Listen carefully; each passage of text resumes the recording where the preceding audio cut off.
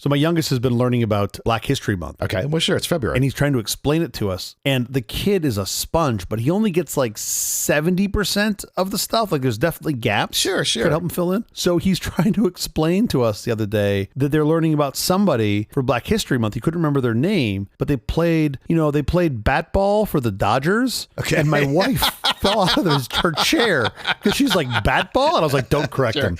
Just leave it. Don't fix that. I want that kid to be 16 years old, still calling it bat ball. Oh my God, it was hysterical. Quiet, please. At the same time, he was trying to talk about the groundhog we had in the front yard, and he referred to it as the underground beaver, which I also thought was hysterical. Well, it kind of is. It kind of is. I mean, it kind of is, right? Like 4, underground beaver. It 3, makes sense. 2.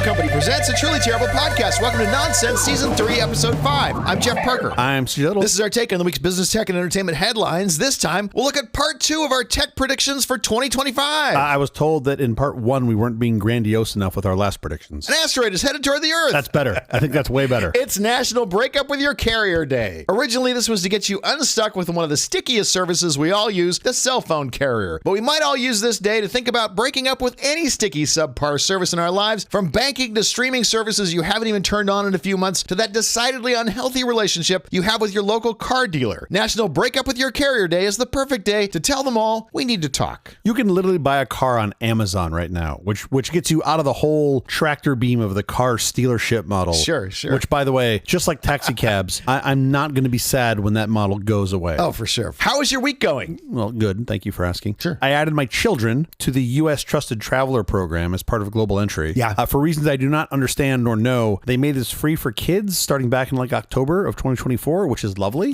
So this is so you can get through like the express line, when you come back into the country. I'm with you. But they say Trusted Traveler program, and I'm afraid during the interview they're going to, like, I don't know, talk to my kids. Like, I wouldn't trust them. Like, are you going to trust these guys? Like, are you sure? Like, the little one lies nonstop. Sure. The lie last week was, we asked him who he sat with in class, and he said, there were only 2 people in my class today. And we're like, oh, really? Yeah, the rest are all out sick. And we're like, really? And he's like, yeah. And I was like, well, who was there? And he started naming off names. And I was like, well, buddy, that's more than 2. And he goes like, just kidding. Only 2 weren't there. It's like, why are you lying about this? It's just not important.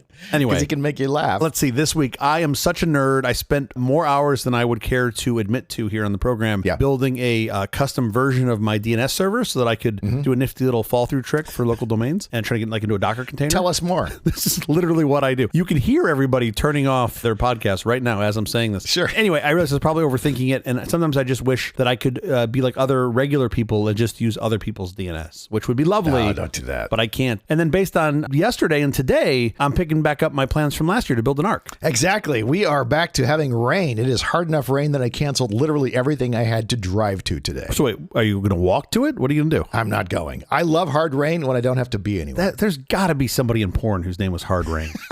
Right? There's no way you're the first person to put those 2 words together and be like, oh, here comes hard rain. Yeah, no, I'm with you. Especially because in Los Angeles, I don't know if you know this or not, because you just moved here. If there's like a tenth of an inch of rain falls, everyone crashes. People can't drive. Sure. People can't drive. Everyone has bald fucking tires, and then you've got 8 months of oil built up on the surface. It all just floats right to the top. Sure. And then people just drive the same way, and like every freeway is stopped. Driving the same speed as if it were dry. Oh, fuck. Anyway, okay. This is a classic mid-latitude cyclone. So we're going to get like 2 inches of rain, which doesn't sound like a lot if you live in Seattle. Okay. But if you live in Los Angeles, that's a lot of rain. We could have flash floods and mudslides. Are you Dallas Parker? I'm Dallas Parker. Mid-latitude cyclone. Wow. All right. Good job. Let's get to our headlines. Let's do it. Google will use machine learning to estimate a user's age. Google said it's testing a machine learning model in the U.S. to help determine whether someone is under 18, allowing it to provide more age-appropriate experiences across its platforms. I looked at some of their source code on this, and it just said the function is called check age, and it just said return 18 plus. So apparently it's not very No matter learning. what, everybody's 18. Yep. This has been the problem. So first of all, I'm really glad that they're doing this, that Google is doing this. Yeah. But other folks have been saying for years, you think about like the Googles and the Metas of the world that know you so well based on your behaviors, based on your search terms. They know the things that you don't even know you're looking for yet, right? They are excellent this. And it does not seem like a bridge too far to assume that they could tell your age within a reasonable amount. They've been able to do it for a very long time. They've known they've been able to do it for a very long time. It is against their interests to do it. And that's why they've drugged their feet for so long. Of course. So you're like, you have these things that we've designed to try to protect our kids, whether it's, getting them off social media or the Children Online Protection Act. And they're like, yeah, but we just asked them in a box. You got to check here if you're over 13. And I'm like, oh, sure, that did it. My 5-year-old couldn't figure out to check the box and hit okay. Like, come on, guys. So I'm disappointed that it was begrudgingly had to drag them across the line to get them here to do it. But I'm glad they're doing it, because once one does it, I think they're all going to have to. Yeah, maybe. And I think it is a net good thing. It took a long fucking time, but here we are. I don't know. I think the others will be able to drag their feet successfully as well. Google seems to. I don't know. Once you can point to one of them saying, hey, we've done this, I feel like the rest of them need to come along. I'm impressed with how long Mark Zuckerberg has been able to hold out from various congressional requests. Oh, well, yeah, but I mean... Oh, we'll get right back to you on that, and then literally they never hear from him again. Well, if I was a lizard person that could change the color of my skin at will, then I would also be able to. I'm never working for Meta, am I? Meta's never hiring me for anything. What I think is actually be super interesting from this, and I'm not saying this in jest, is going to be this, like what I think was like emergent behavior, right? Your intention here as Google is to be able to determine the user's age so that you can show them content and presumably restrict them from things that you don't think they should see. With any sort of what I'll call like parental protection, kids are way better than anyone else, than the parents, than the solution providers themselves at figuring out ways around it. Of course. I'm looking forward to how kids are going to get around this, right? There's going to be like some script running around. They're going to be like, go to Google, type in air fryers, click on the top one, put it in your cart, close that. Now search for pants with elastic waistbands. It's going to be like that sort of shit that you're going to pump into it, right? Like now put in Captain and Tennille. And like you just put all this shit into Google and then be like, oh, well, clearly you're in your 50s. Like they'll just give you a list. Yeah. So I'm very much looking forward to that sort of cat and mouse game. It's going to be really fun. At the end of the day, if you see enough traffic from somebody, you can't hide from it. You're going to go back to your natural tendencies. And if the net effect of this is they get more people buying pants with elastic and listen to Captain and Tennille, win-win. We're doing pretty good. Sure. Look at that's a net win. I think they actually might want to market to kids who are under 18. And this may be a way of figuring out, oh, these kids are under 18. I want to sell them the... Oh, but I think that's already happening. I don't think that's been... I mean, there wasn't a checkbox for it because they couldn't do it, but it was already there. Yeah. Maybe this does bring them up some checkbox. I mean, that would be kind of interesting if you had some set of rules and you said, well, now we can market to the 13 to 18 group or whatever. There's benefit, even though they don't have credit cards. There's benefit to being able to know who they are. I mean, this, and they're sort of pitching this as an extension to Safe Search. So Safe Search is actually a good product from Google, does a pretty good job of trying to filter out things you wouldn't want your kids to see. I believe in it. So I suspect they're going to roll this out everywhere as they figure it out. My disappointment comes from the fact that there is no competing product to Safe Search. I want the opposite. I only want to see shit that's terrible sometimes. Give me unsafe search. So just show me all, like, yeah, exactly. I want to, like, just show me the darkest corners of the web. Like, this is what Silk Road says about this problem. Wow. That's all. I have slightly different internet usage patterns than you, I believe. The lazy man's way of getting to the real garbage that's on the internet. There is plenty of garbage that'll get through Safe Search. I just think it's all about your definition of garbage. In the next week, though, Google's supposed to be allowing parents to limit calls and message notifications on your kids' phones and tablets during school, which I think that's a really great thing. Yeah. So that you can basically put in like contacts, known contacts, family members, whatever, and it will only allow those through to the child's phone during school hours. Yeah. During sort of school hours. I think that's great. I still hope to be able to hold on to the, no phone before 8th grade or no phone before 8 or something like that. I think is what they call it. That seems like a good thing, but we'll see how much before 8 p.m. or before 8th grade? Before 8th grade. Wow, that's great. I think that's the general consensus is to try to keep them from that. We held until 6th grade. Okay. And we were like barbarians compared to all the other parents. They just thought we were crazy because he couldn't have a phone before that. No, I mean, I appreciate that. But still, in 6th grade, you give them an Android phone. So they're not giving them a phone at all. What's the difference? Hey, here's this thing that can get to like 1/3 of the internet and you can't talk to anybody except for fucking Green Bubble. Good luck. Like, he didn't get to talk to anybody on that. He was off on his own little island. Nope, not taking the bait, huh? Because we didn't. We got an iPhone because he wanted an iPhone. Oh, you know what? Let's just wrap the show up right now. I got everything I need. I am ready to go. He still uses an iPhone. Oh, that's so funny. But we didn't want him on social media, so we didn't allow him on social media at that age either. And we didn't put him on social media because we didn't want to make any digital memorialization of something that he didn't want. Of course. I get that. I am still afraid of if you steer them too far away from social products or just let's just call them technology product, digital products at large. Are you doing them a disservice? I'm trying to find that happy medium. I'm not there yet. Okay, enough of the headlines. Up next, part 2 of our tech predictions for 2025. Is that, wait, hold on. Is that what it says on my screen? I can't see it. Well, maybe it's time for a new monitor. Well, why spend hours looking for a standard resolution VGA monitor that costs more? Acquire a real gem. The 14-inch ONYX HiRez VGA monitor is a true multi-frequency monitor that provides VGA, Super VGA, HiRez VGA, even IBM 8514A resolution. That's what I was looking for. Isn't everyone? Sure. And for only a mere $459 US. Wow. Feature for feature, dollar for dollar, this is the most cost-effective monitor on the market today, and really yesterday. Plus, ONYX backs it up with their legendary service policy powered by confidence and enthusiasm. ONYX is truly the chip that is not off the same block. Oh my. What? It's better than the Cold Water Council, for Christ's sake. Is it? Is it really? You got a point. Come on.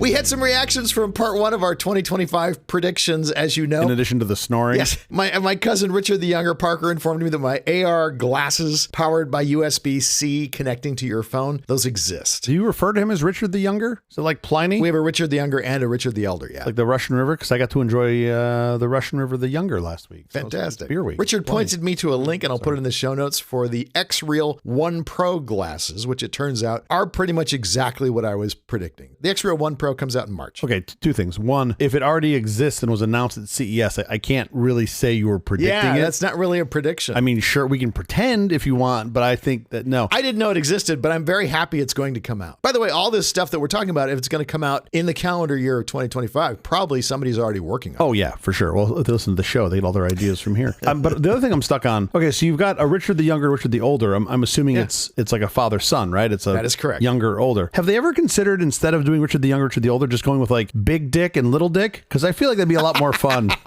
I think that's what they're trying to stay away from. I feel like if you're at Thanksgiving, you'd be like, hey, Big Dick, pass the gravy. No? Man. I think Big Dick probably would be fine with that. Well, guess what? You want to be Big Dick? You were born later, so you're Little Dick. Also, I love you trying to educate me on this, not remembering that my last name is in fact Little. Sure. But sure, let's pretend like I've never heard any of these jokes ever before. They're all new to me. We also got a voicemail from one of our listeners, Mr. Shay Sharma. Say that 3 times fast. Yes, it was fantastic. Shay, we should play that. I think it was a really fun little message we got from Shay. Hi, CJ. I just want to let you know that I really liked your podcast today, your podcast. It was really funny. Also, you should find better advertisements, like maybe like a Nintendo Switch advertisement, and not ice water, because ice water sucks, kind of, really.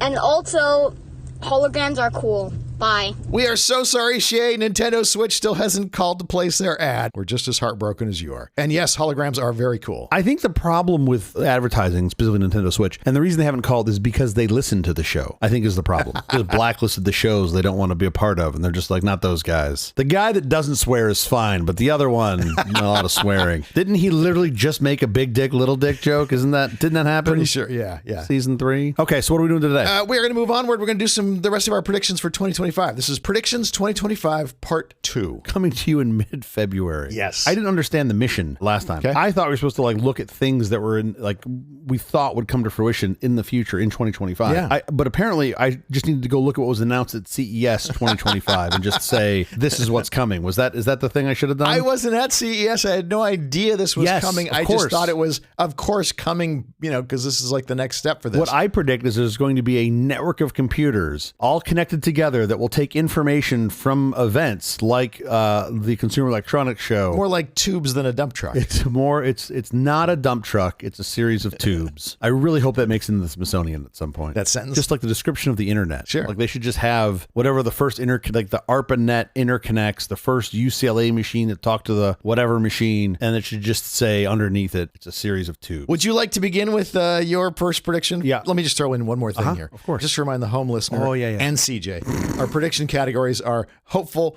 probable, and certain. And then you can apply a plus or a minus to each one. I didn't know that, but okay. A leading indicator. Yeah. Think of it like a probable plus, like we're heading towards certain. Great. Certain minus means I'm eroding back towards probable. I always like when I try to simplify things and I'm like, we'll use a 1 to 5 scale. And then I start giving numbers with halves. I'm like, oh, it's a 3.5. Like, what are you doing? This is the exact thing you tried to work around. Avoid, yes. DeepSeek, right? Everyone was just flattened by DeepSeek. Not everyone. I wasn't. The market was flattened by it. Yeah, the market. Yeah. Okay. And that's just silly. I still think there were a couple things that play in the market. One of them was, man, this thing is way overvalued. We need a good reason for a haircut. And that was a great reason for a haircut. But we can debate this at a later date. This is not a prediction. My prediction is that you're going to see more sort of distinct AIs built on top of other AIs, using levering what you've done in one, massive amounts of training to help influence and start the other that may or may not be better. Hopefully some of them are better. That's going to be the path forward. Large language models giving birth to small language models. Or I like that you went back to the big dick, little dick naming. That would totally work. But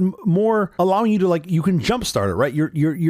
I bring everything back to programming. It's like you write the first compiler for C in assembly. Uh-huh. And that sucked. But then you can write stuff in C going forward. Just don't lose the first compiler. If you do, you got to rewrite it. It's a lot of work. You got to rewrite it. And I kind of feel like you got something similar here where, if you can distill some of the basic elements of logic into a model or into a discrete set of inputs and outputs that you can then use as a base to train other models, you can advance things more. You don't have to start with basic logic every time. We can just have an established, this is what logic looks like. Provided you don't make any errors, because you don't want those errors to carry over forever. Well, no, I wouldn't say provided don't make any errors. I would say you have made errors. They will be there. You will find ways to update that base. That will constantly happen. You have to update the base. I do believe we are a long way away from saying this problem, let's call it the logic and reasoning set, has been resolved. Yeah. I just don't think you're there yet. So, but to me, that's a good thing because I don't need 1,000 different teams trying to solve the same set of problems. I need 3, maybe 5. Right. And you're going to get a good answer. And then I want everybody else to stack on top of that. So my prediction is that this AI into AI feedback loop will continue to increase. And you're going to see, and in this calendar year, more AIs making AIs efficient, if more you will. DeepSeek type AIs. Yes. You're going to see more of those outputs of one being used in the other. And I don't think that is bad. I think it just needs to be understood and disclosed. The fascinating part to me is that now you have these things that aren't directly recreatable. And then I start thinking about the digital wake, the things that we leave behind us and what we do and don't capture. Sure. And if you don't have that, especially if you can't trace that, at some point those learnings can get lost. Not the learning itself, but how you got to the learning is lost. That creates a very interesting problem, if you will, in the future. So I'm not too worried about that. We have this now, but it's kind of fascinating to watch how this is going to unfold. And it's really exciting to be here talking about it while this is happening. To be a part of this inflection point is pretty cool. So lots of countries besides big countries like China, they'll be small countries that are able to come out with their own language models using AI to. You're going to have, I can almost guarantee you're going to have like a model that'll be called AI, but there'll be a umlaut over it. And all it's going to do is figure out how to pack the furniture into a smaller flat pack. And that Swedish AI is going to make the smallest goddamn flat packs you've ever seen. I think those packs don't have any airspace. They pretty much don't. Pretty close. I'm always shocked. I open up some IKEA thing for the kids and there will be and it's big. It's 2 feet long, a foot wide, 4 inches thick. And I open it up and there's a strip of cardboard inside that's 1 inch wide and 2 feet long. And I'm like, because that's all they had to fill. But I'm always amazed. I'm like, wow, somebody just couldn't get it to 100%. Could you? You just it's got to be a badge of shame there at IKEA. He's bonused by how close he comes.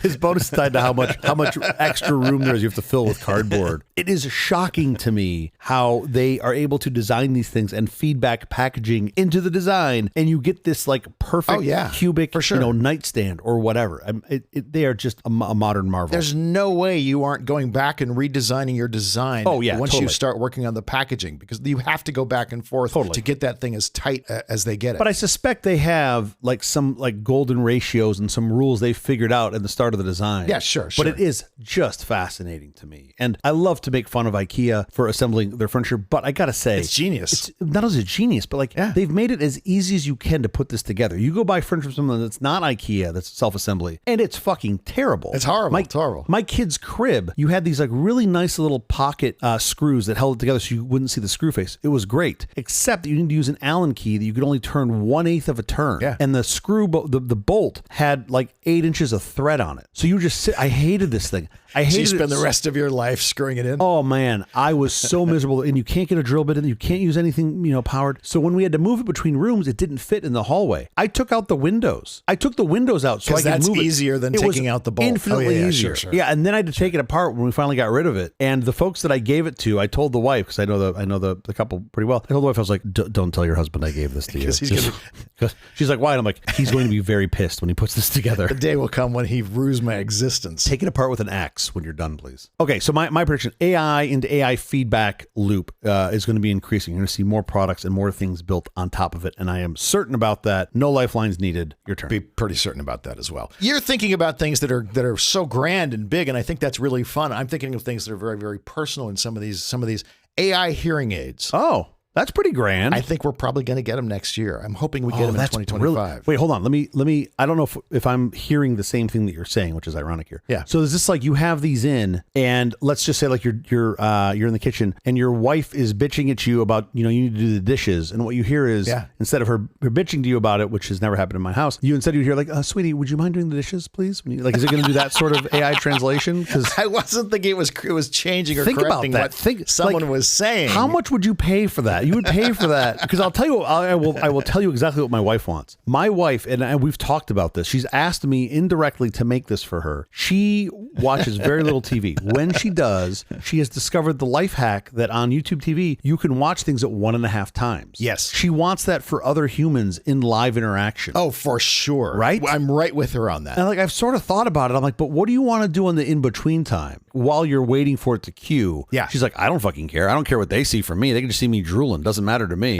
Like, and now once you sort of hear that, like for example, some of the podcasts I listen to, every now and again, someone else will have the same podcast I've listened to turned on, not at 1.5x, and I want to just miserable. I want to carve my eyeballs out. Oh yeah, it's so terrible. Sure. So anyway, okay, AI hearing aids. Tell me what you're thinking. Yeah, let me be more specific about what I'm thinking about because current hearing aids are mostly discriminating sounds by frequency, and so wherever a human voice is, a male voice is a little lower than a female voice. Wherever that voice is, you're going to amplify everything in that frequency range. And for a lot of us, that's kind of useless because I have 9,000 people talking at a party or whatever, and I'm getting all of them amplified. That's not really helping me be able to hear you. You're getting all the parts of the sound wave that are in the part you can't hear, the in that frequency you can't hear. Right. And that's not what you want. You want to hear this human being you're looking at. Yeah, totally. And AI can do that, as we found out from this making of the Beatles film, where they were actually able to break instruments apart to different tracks that were all in the same tracks, regardless of the fact that they were in the same frequency. Bust them apart into different tracks. Will you be able to do that? I'll be able to pull out your voice when I'm standing in a crowded room full of people talking and just be able to hear you and get rid of everybody else.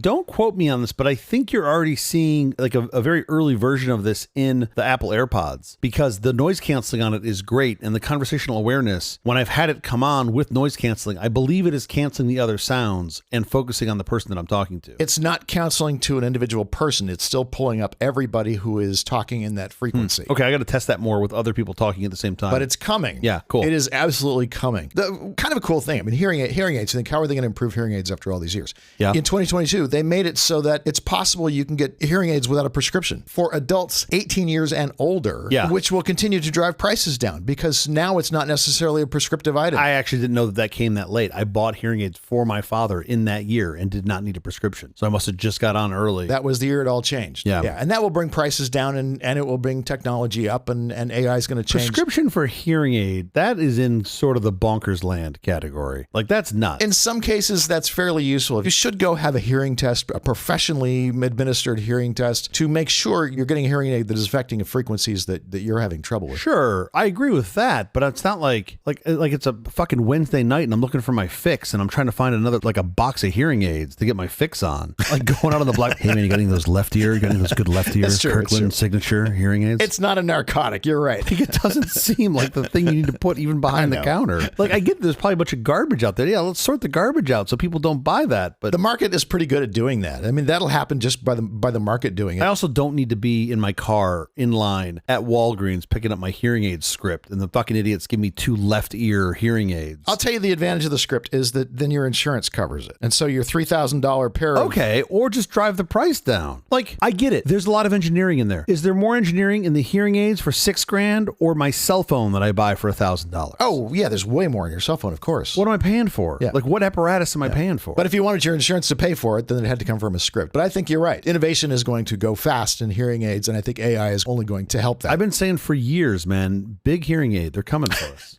It's little hearing aid. You don't even see them anymore. They go inside the ear canal, and they actually have like a couple little wires, super, super thin wires that stick out so that you can remove them. I know, exactly. Because you can't see them. It's like the pull plug. It's just a plug to pull the thing out. Yeah, it's incredible. Now, I said I went through this experience with my father a little while ago. I'm super impressed. I'm impressed at how long they last, how small the batteries are. Like everything about them is it's an incredible experience. And then it is a absolute life changer for the people wearing them and the people around them. Yeah. The people around them, if you can't communicate, it makes it hard. It's super exciting. I'm also glad that the stigma around them seems to be getting softened up too, which is pretty cool. Why is there stigma around them? If you can't see a person even has them, how do you even know? Before folks are like, I'm still a healthy young man. I don't need hearing aids. I'm like, you're 65 and someone just rang the doorbell 6 times. You didn't hear it. So it's time for the hearing aid. Like, what the fuck is going on? I don't know. In many ways, I kind of think a hearing loss is a feature, not a bug. There's a lot of times when it's really nice to not have to hear things. Yes. I, too, am married. Okay, so my prediction is that we'll have AI-assisted hearing aids in 2025, and I am... You're looking like a probable plus. Yeah, I'm not even going probable plus. I'm going probable because of the battery problem. AI still takes a lot of battery. That is a decent amount of processing. You could offload it to another device, sort of like your AR prediction. That wasn't a prediction. I would say, I'd probably take probable on this as well. I'll go probable. I mean, but to me, though, the only part I'm questioning is the time component. You're going to see this. I don't know if it's going to be this year. Oh, it's going to happen for sure. Maybe instead of the batteries, you have like a little tiny, like, those guys on, have you ever been on YouTube? These guys that make these little tiny itty bitty scale model V8 engines. It's amazing. Yeah, sure. They're like gas powered. Maybe like a little mini nuclear. Like you just have like this little guy in Japan. Nuclear power plant. That hand makes a little tiny nuclear power plant that you just put in. You're like, I don't have to charge them. It's fine. That's what I want in my ears for sure. Right? Okay. Well, we agree on something finally. I like that. Your turn, sir. Okay. This also feels like a softball of a prediction, but I do think it's likely. Seeing more like productivity augmented through more personalization as a function of tech, meaning more personalized assistance, more personalized tooling that sort of knows what I do and what I like and the things that I prefer to make me ultimately more efficient. Mm-hmm. Getting rid of the stuff that's sort of the generic, no thought needed. One size fits all. So, other folks certainly are talking about this. So this isn't unique to me, but even like scheduling, like it is incredible to me that in 2025, scheduling is still a challenge with people. It's kind of gotten a little better. You've got services like Calendly that makes it a little bit better. You can select a time slot and a thing. But I do think you're going to have this world soonish where once you have an agent that knows that, in the mornings I like to go visit my friend Jeff and record a podcast and have a donut. And like, not a great time for me to talk on the phone. If it knows I'm more the afternoon, and then someone else is like on the East Coast, it can help find a time to suggest for us to meet. Like, it's a simple sort of version of personalization that I think is going to be a thing. So that sort of personalized productivity, I think, as you get more sort of productivity enhancement around the thing that you're doing. So we've talked about this for a long time as technologists, especially with AR, getting things that are visualized. So it's not just you staring at a 2D screen, but getting things that you can visualize. I think that's going to help increase productivity, and you're seeing the things that sort of you want to see, right, in the way they want. It makes the digital world less abstract, is what I think is sort of is going to happen. And then even more specifically, and I really do believe this is going to be a thing. I think probably this year, having an agent that is sort of specific to your task and role that you've helped, quote, train. Like it's learned from you via your email, via your work output. And if you're a product manager, you could have a thing that sort of does the first pass analysis of whatever, the business use case, the UX plan. Sure. And it doesn't replace you. It augments what you're doing and sort of helps start you in the right direction. And then you can review what it's done and see if it's going in the right direction and all of that. Sure. And like provide, like, because writing up, like I love good product managers, some of my favorite people to have on my teams. But a lot of what they do is, you're like writing stuff up and building these documents to communicate. It's very important to do that well, but it's a lot of your time. If you can offload a bunch of that and instead focus more on the big picture product decisions, I think that's a big win. We're already seeing this with developers now. Like I feel like the development world has already changed for the better. I'm saying it's going to come to more non-tech, non-information, quote, white collar jobs. I see that being a thing that is going to expand. And I believe it's probably going to happen this year. And so I'm going to go certain on that one. In my experience, certainly in technology, a lot of the time that is spent writing up that white paper before you begin coding, what the specification is going to be, it wouldn't necessarily go faster to have someone help you write it, because it's all about making a lot of decisions. It's all of the thousands of decisions that you're making along the way that you're trying to make as good as possible. So I'm not sure that would necessarily help. Now, going back to your scheduling thing.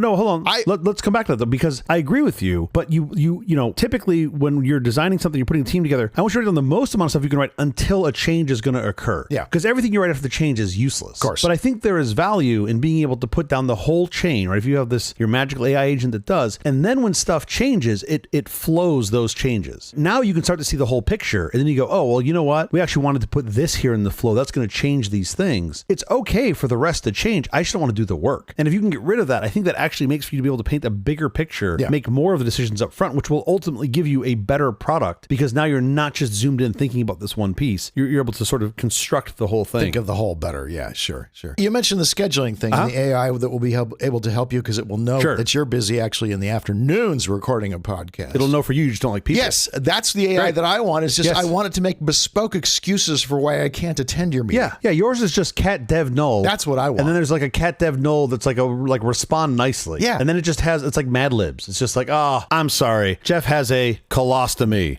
this week. Exactly. That's how it reads it back to him. It still does the audio like you're on like a train from 1985. It's like, oh, I really would like to make your birthday, but I'm not going to be able to because root canal. And then it just moves on. I love the idea of that. Just Mad Libs. You have to be a certain age to get that joke, but that's really funny. That is basically what it is. I was literally just trying to schedule a dinner with a bunch of people, and we had it all. I used my little tools. We picked day that everybody could do. We were all in. We were ready to go. And one of the guys was like, "Oh, I was looking at the wrong month. I got a colonoscopy that day." Sure you did. And everyone's just like, "Oh yeah, okay, no problem." Like no, we all believed him, but no one was. There's zero people that were like, "So who cares? Just come out." They're like, no, you're not gonna be able to have dinner. You go ahead and do that. We'll just meet again in May. It was really funny. What are you giving it? I'm giving it certain. I think this is going to be a thing that not only is going to it's already infiltrated the knowledge sort of types of roles, right? The knowledge companies. Yeah. I see it pushing way down the stack. And I've got a couple of these around this, but I see that pushing way down the stack. So I'm going to go with certain on this. I'm with you on that. I think it's probably pretty certain. Yeah. I think it'll happen. Every time we vote certain, I just realize that it's just not a very grandiose prediction.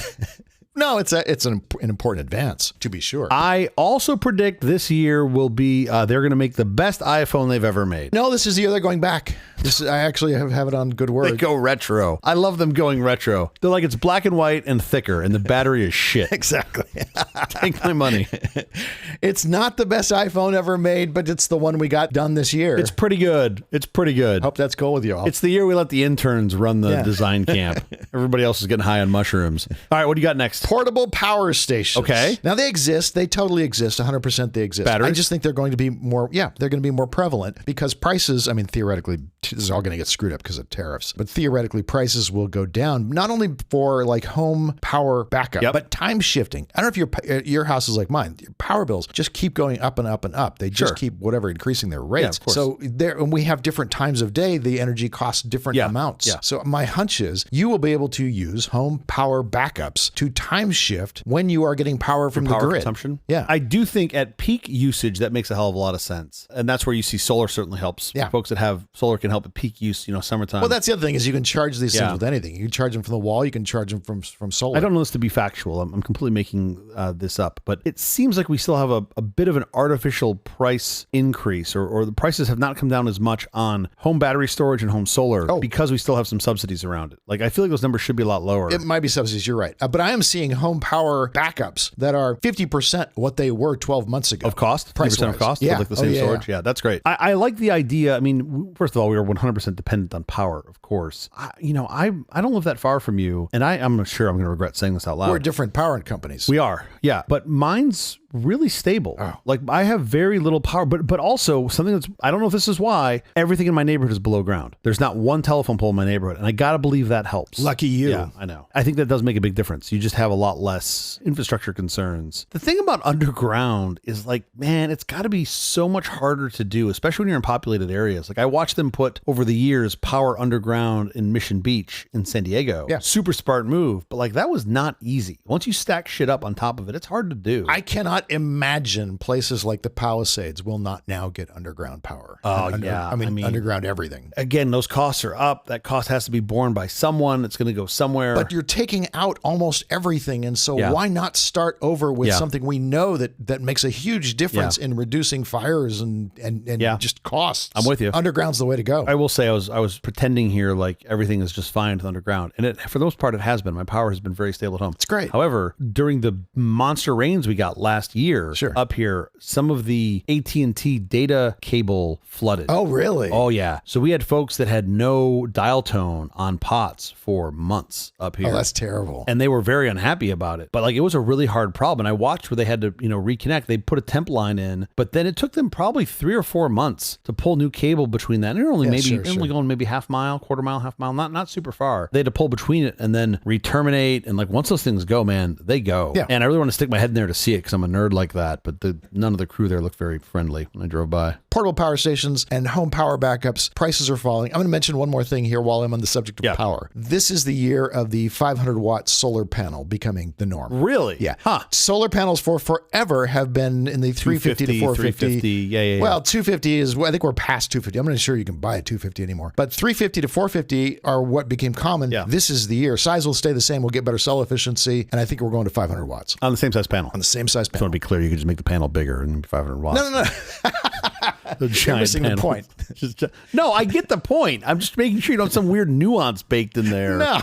Where you're just like, this panel is the size of my house, but you're only 500 watts. You're Yes, like, I can bolt two 350 panels together, and now I've got a 700 panel. Yes, that's what I mean. You're a magician. That's fat. I'm not close enough to solar to know, but it does seem like it holds to a line that goes up to the right. Pretty Like, amazing efficacy. How efficient are these things now? 70%? 65%? No, not even near that. Or sorry. I'm at the inverse. I mean, how much power are they giving up? The efficiency on these things is like 20, 25%, 30%, somewhere That's there. more Yeah. like it, yeah. So there's still a lot of room to go. I don't think they're going to get to 100%. A lot of room to go. You're still going to have some heat generation, but man, you could probably double it. Of course. That's probably reasonable over the next N years. Something that's interesting about this that I have noticed is it does seem like everybody is making or slapping their name on and selling a home battery solution. And they're not cheap, right? These are like single digit thousands of dollars Sure. for large battery solutions, which is really interesting to me. I keep a generator for this purpose. Generators are a great way to go.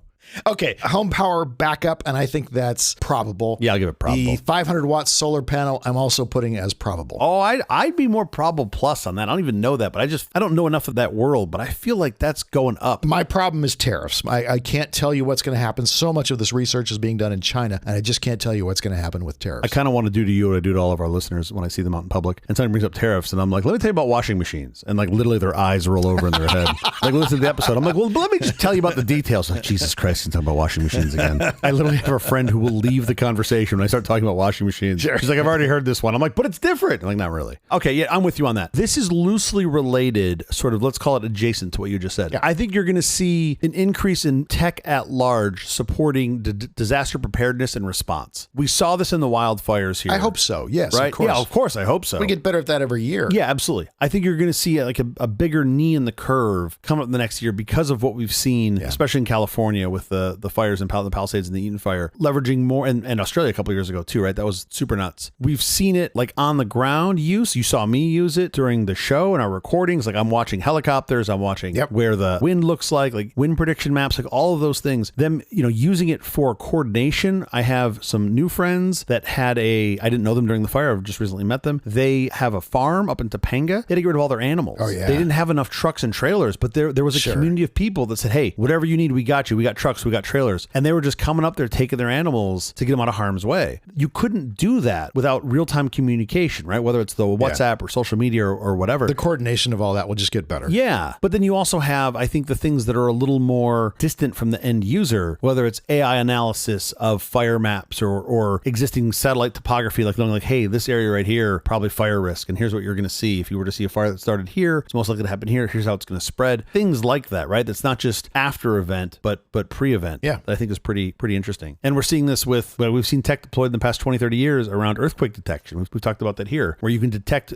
an earthquake. Which is kind of remarkable. It's magic. I get a text on my phone prior to feeling the earth. Now it's 5 seconds, not enough I can really do anything. But it's like, no, that's not true. You can do a ton. Just getting people out of harm's way of shit falling. Imagine you're a mechanic. Yeah, I could get it on my desk. That's about as much time as I have. Yeah, but that makes a huge difference. I mean, an elevator, first responders spend a lot of time getting people out of stuck elevators. So even if you have an elevator that just opens the doors on a floor, if that's all it does. So you see this all the time, and that is a huge win. Also, by the way, if I tell you more about elevators, you will never want to get in one ever again, because you're in the elevator with the other people going up and down, making farting sounds. Next to you is a counterweight that's the same thing. That's exactly right. Going up and down. Yeah. We've already had that tech. I'm just saying I think we're going to see more of it, especially with things like OpenStreetMaps and open satellite data. Yeah. So I'm very excited about this. I think this is great for everyone. And I would say this is a very squishy prediction, but I would say I'm pretty certain about this because I see it happening. I think OpenStreetMaps is one of the unheralded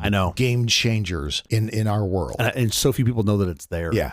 Yeah. So anyway, so I'd say certain. How about you? I'm absolutely certain. I mean, I think that's just a natural evolution of where things will go, of course. Yeah, there's squishy predictions. All right, we have to get out of here quickly before we do. Have you seen or read anything good this last week? Okay, so here's the thing. We spent a lot of time talking about these predictions in the future, robots and all this stuff. Sure. At some point, Illuminati, I don't know who. Yeah. They're going to teach the algorithms to talk. Oh, okay. Which I know is coming. Okay. When they do this and you ask YouTube's algo, hey, describe what CJ watches to us. Like, just tell us. Sure. It's going to be one of the saddest of answers. Because it is figured out that I never scroll, basically never scroll past highlights from old late night talk shows. Sure. Which is kind of the best and saddest thing about me. I'll give you one thing sadder. You ready for this? Oh, shit. Go ahead. I saw them when they aired originally. That's really funny. I have extremely fond memories of staying up late and watching Carson as a kid. Sure. So that's probably part of why it's still there. This particular one that I came across was Walter Matthau on Carson. Oh, sure. This is December of 81, right? So I don't have a lot of memory of it. He gets on. He hasn't even sat in the chair yet. Yeah. He's sitting in the chair and he says to Johnny, the setup is, my wife told me not to tell any toilet jokes, which I think is a fantastic open. Sure. To which he then says, but people keep telling me toilet jokes, so I feel like I need it. And Johnny's just sitting there going, don't do it. And then he goes in and he tells this deadpan toilet joke, and it's Walter Matthau, and it's fucking hysterical, and it completely kills. Because he's hilarious. Yes, he was so funny. And it's 45 years later, and it's still funny as shit, and it's still fantastic, and just the whole juxtaposition, and everything was great. And I'm like, how could I not stop on this? This is better than 98% of the shit that was produced yesterday and thrown on YouTube or TikTok. Yeah. Like, this is gold. You're seeing a very high level comedian. Of course. Yes. But I don't know if you know this, the toilets are still the same. The joke still plays. It wasn't like a topical joke. I mean, you could take that joke back to just about any time in the past 150 years and people would find it funny. It was fantastic. Put the link in the notes. I want to see it. I will. It's really great. All I ask, I will give you the share. All I ask is I just want to know if you remember. If I saw it live? If you remember watching it live. That's all I ask. It's not striking any bells. It's really good. It's one of the ones I haven't seen. I mean, the algorithm knows me so well. It's going in. It could have been AI generated for all I know. I don't give a shit. It was hysterical. Matthau was. That's probably how you know it wasn't AI generated. It was hysterical. Yeah. So anyway, that is the sadness of what I've seen the best in the past week, because it sure as fuck wasn't the Super Bowl, which I had nodded off about 3 times during. Well, I watched the whole thing from beginning to end. It was, there were some parts in there where I was just, that was rough. It was rough to watch the drubbing that they got. But anyway. Listen, I can't let go of the Super Bowl thing. I think the camera work on Super Bowls has gotten, football has gotten so good. Yeah. Everything about how they broadcast football now, to me, just makes football so much more accessible and so much more entertaining. Totally. And it was great before. The Skycam shot is the best thing ever. Mind blowing. And it's a short lens, and you're like, that camera can't be more than 12 feet away from that player. How do they do that? And the controllers that are working on it, it's so amazing. Really cool. Did you see the little special call they did for the guy that was the handheld camera operator there? Yes, very sweet. He's retiring. Yes. Did you see the shot they showed of him? Yeah. I was like, fantastic. That's fucking handheld? I was like, how is that handheld? Sure. It was insane how good that guy is. Yeah. I'm sure there's some motion stability on there, maybe a little bit in post, but it looked perfect. Incredible. I do love it though. They do replace it with a robot, and it's like tracking the ball, but then it just zooms in on the chick with the low cut top behind it. So that's just we should have let Brad train this one. Shit.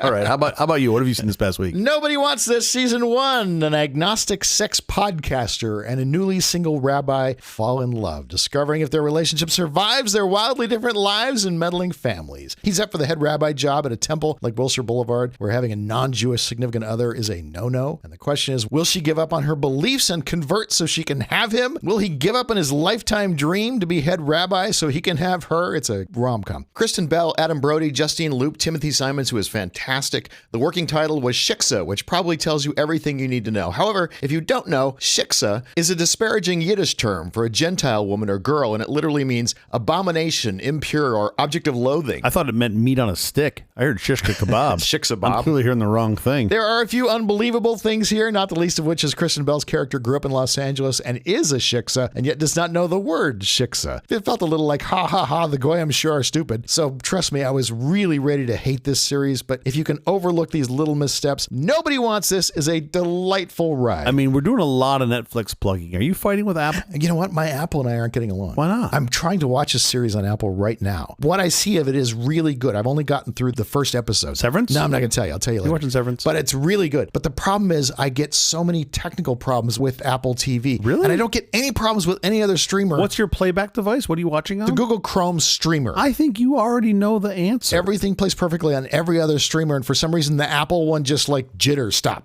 Are you using the jitter. Apple app on the Chromecast? Yeah. Or are you streaming, or are you casting from a device? I don't have to cast it. That's what I mean. You're playing from an app on the device, an app on the Chromecast. Yeah. If I put it on, pause it for a while, Let it buffer up. yeah, then I can watch the show flawlessly. It's a step I don't have to make for any other streamer, and I wish Apple would just, whatever the problem is, fix it, because it drives me crazy. This is why I make sure all my friends have Apples, and if they don't, I don't hang out with them anymore. Well, that solves my problem too. I mean, then Green Bubble Boy, get over there, Green Bubble Boy. I don't care. this podcast could be a lot shorter. I could get a lot more of my thoughts out. Don't kid yourself. It'll still be fucking 45 minutes long. Okay, Nobody Wants This actually sounds super interesting. I feel like I'm going to have to watch this. It's really good. It's surprisingly good. Nobody Wants This, Season 1 on Netflix now. I'll check that out. That is the episode. Thank you for joining us for All This Nonsense, a truly terrible podcast from The Awful Company. Visit us on the web at nonsense.productions. I'm Stu. I'm Jeff Parker. If you like this program, please follow, download, subscribe, and like at Apple Podcasts, YouTube Music, Amazon Music, AntennaPod, iHeartRadio, Spotify, my personal favorite, Overcast, or wherever you may get your podcasts from. Nonsense is brought to you by the Hot Water Council. Cold showers are for polar bears. You're not a polar bear. Enjoy some invigorating hot water today. Bringing you delicious tea, steaming baths, and clean dishes for centuries. That's hot water. I am so sorry, Shay. I'm so sorry. We tried. We really tried. Special thanks to our floor director, Scotty Benson. Oh, thank you, Scotty. Good work in that national championship game this year, buddy. That was great. Anyway, we'll be every Thursday morning for more nonsense. Please join us.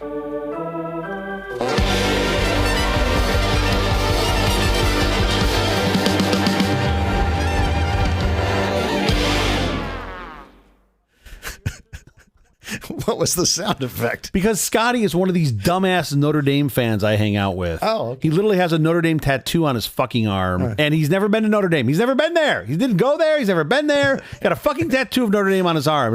Notre Dame, see. What is a goddamn Notre Dame fan, it seems. Like, just like, what? Go Leprechauns. Good luck finding that pot of gold there in that national championship game.